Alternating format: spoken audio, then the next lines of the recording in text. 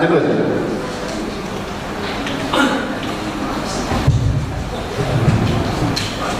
Assalamualaikum warahmatullahi wabarakatuh.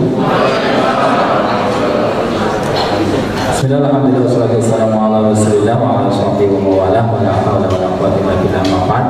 Dan sama-sama yang hormati Ketua PGRI Jawa Tengah, yang saya hormati para dinas pendidikan dan olahraga, yang saya hormati para tingkat SDM, saya hormati Ketua Dewan kita yang terhormat Ketua PGRI Kabupaten Temanggung, serta Bapak Ibu semua, pengurus PGRI, para peserta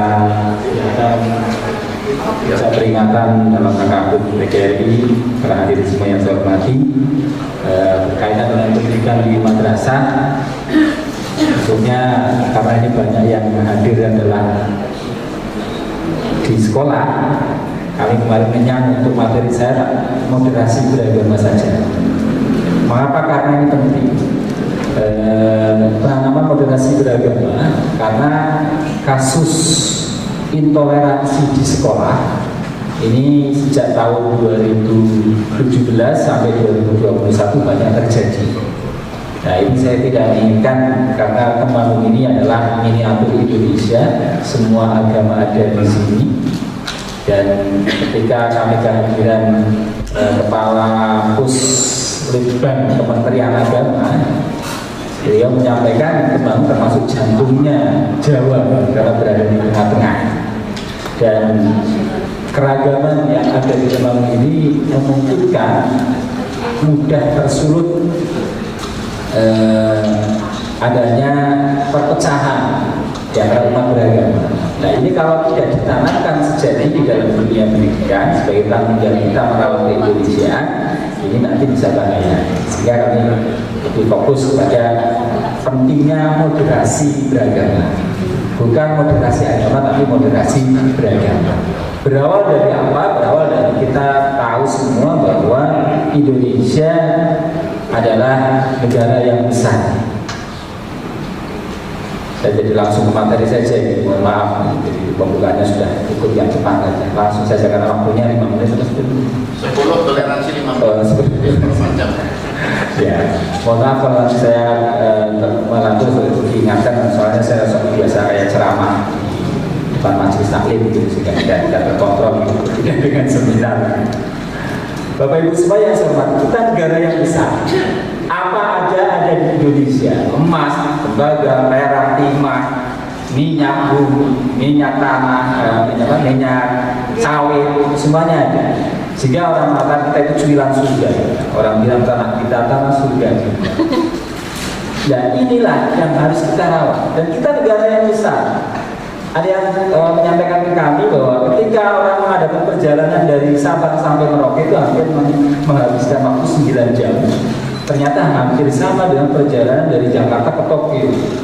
Kalau Jakarta ke Tokyo melewati berbagai negara, tapi kalau Sabang sampai Merauke hanya satu negara, melewati 17.000 lebih pulau, melewati 17.504 pulau.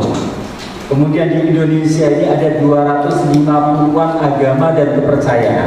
Agama resminya 6, kepercayaannya berarti ada 244 kepercayaan. Dalam satu agama saja, data di Kementerian Agama, organisasi Islam saja, mohon maaf, yang non-muslim kita menyampaikan, organisasi Islamnya saja hampir ada 200 organisasi. Ada NU Muhammadiyah, jadi Al-Wasriyah, Al-Khairah, Tabiatul Islam, Persis, dan seterusnya. Hampir 200 dalam satu agama, organisasinya berbeda. Kemudian suku bangsa kita ada 1.340 suku bangsa. Bahasanya ada 540. Nah, ini sangat berbeda. Jika tidak dikelola dengan baik, negara ini bisa hancur, negara ini bisa pecah. Kita belajar dari dua benua saja. Benua Eropa, mereka satu bangsa terbagi menjadi 28 negara.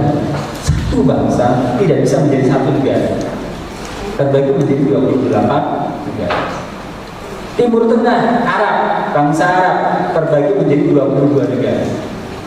Kalau benua Eropa sekarang sedang menyatukan dalam Uni Eropa. Mata uangnya euro. Itu saja kemarin ada Brexit.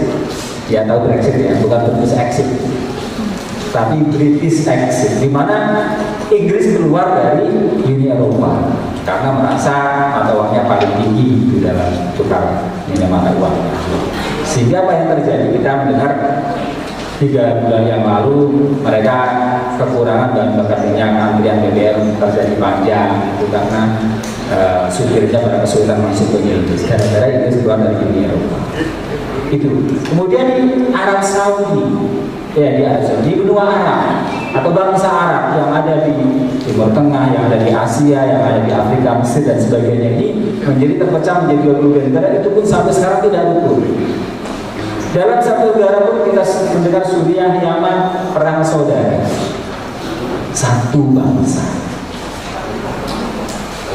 Kita yang suku bangsanya sampai 546 suku, bahasanya sampai 1340 bahasa, agamanya sampai agama dan kepercayaan sampai 250 bisa menyatu menjadi satu bangsa yang besar. Lalu apa yang harus kita lakukan? Adalah kita mensyukuri. Karena apa? Ternyata kita mampu mengelola perbedaan. Dan perbedaan itu adalah sunatullah. Perbedaan itu adalah takdir. Ya, perbedaan itu adalah takdir. Oleh karena itu, penanaman perbedaan menghargai perbedaan ini harus sangat penting ditanamkan di sekolah madrasah kita. Nah, penanaman yang paling tepat atau sekarang ada agenda yang ingin memecah belah bangsa Indonesia karena bangsa Indonesia adalah masyarakat yang religius, masyarakat yang sangat taat beragama, melakukan sesuatu itu sebagai perwujudan dari pengamalan agamanya. Ini sangat mudah disulut untuk pecah, sangat mudah disulut untuk saling berbeda, permusuhan satu dengan yang lain dengan bahasa agama. Itu pun sangat mudah ditunggangi dengan agama. Nah, ini jika pola pikirnya keberagaman agama anak-anak kita dan kita ini tidak moderat, apalagi cenderung radikal, ya, ke kanan, maka apa yang terjadi adalah mudah disulut adanya perpecahan, adanya permusuhan, perang saudara atas nama agama. Maka penanaman yang penting di dalam keberagaman kita, apapun agamanya, maka kita mengambil jalan. Mengambil jalan itu seperti apa? Yang pertama, believer. Kepercayaan kita itu dalam kehidupan pribadi harus seseorang itu harus yakin dengan keyakinannya, harus yakin dengan agamanya bahwa agamanya yang paling benar. Tapi sebagai state, sebagai sebuah negara, sebagai sebuah bangsa, di mana sunatullah takdirnya kita dilahirkan di Indonesia bermacam-macam, maka kita di sisi lain harus menghargai orang yang berbeda agama dengan kita. Kemudian di sisi kita sebagai pelayan, sebagai aparatur sipil negara, maka harus melayani semua. Oleh karena itu Bapak Ibu semua, apabila di sekolah Bapak Ibu semua ada yang berbeda agama dengan Bapak Ibu, dengan mayoritas di sekolah Bapak Ibu, maka harus diberi kebebasan anak itu untuk mempelajari agama. Kalau ada guru agama yang lain, silahkan dihadirkan di sekolah Bapak Ibu semua. Kalau tidak ada, diberi fasilitas buku atau pelajaran sesuai dengan agamanya. Karena ini menanamkan kepada anak-anak didik kita. Ini penting. Maka di dalam moderasi beragama ada 4 pilar utama. Dalam orang itu bermoderasi agamanya itu moderat. Ya, tidak terlalu ke kanan, yang radikal, dan tidak terlalu ke kiri yang bebas. Ya, jadi kalau ke kanan itu yang penting agama, yang paling benar agama, yang agama semua dan harus dihapuskan, tidak punya hak hidup di sini, gitu. Tidak boleh mengamalkannya, bukan saya. Kemudian kalau yang terlalu bebas, kita boleh memilih agama atau ikut ibadah kemana saja boleh, yang terlalu bebas, yang liberal. Itu tidak seperti itu. Jadi harus tengah-tengah. Oke, sampai 5 menit Pak. Kita beri menit.